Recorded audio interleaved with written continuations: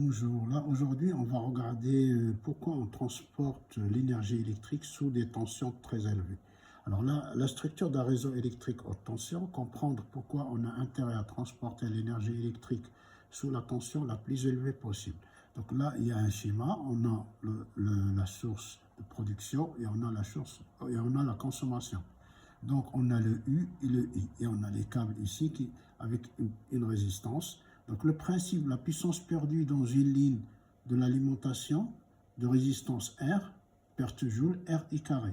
C'est normal si ici on demande le courant, donc on demande l'intensité, cette intensité va être transportée par les lignes. Donc le courant I est égal à PC divisé par U sur cos phi.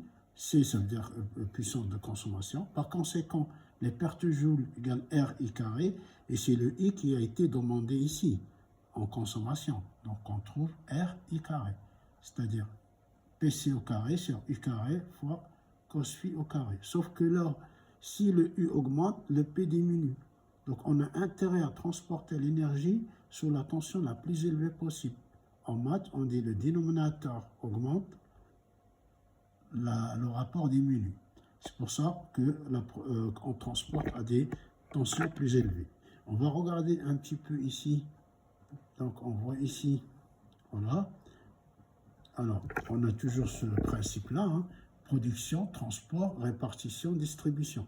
Sur la carte ici, on a les lignes rouges, c'est du 400 kV, et les bleus, c'est du 225.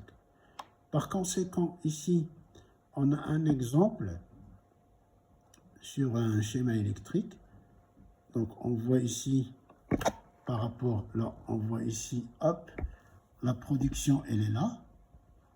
Donc ici, on a du 63 kg. On voit ici le rouge, 63 kV. On a un transformateur élévateur, on lève à 225 kg. On passe par un autotransfo, d'accord? On règle à 400 kV et on vient distribuer après. C'est comme ça que la ligne se fait, d'accord? 200, vous voyez la boucle ici, hop. Et on voit, par exemple, voilà, c'est un exemple sur une région. Hein. Et là, on baisse à 20 kV qui arrive dans les quartiers, et dans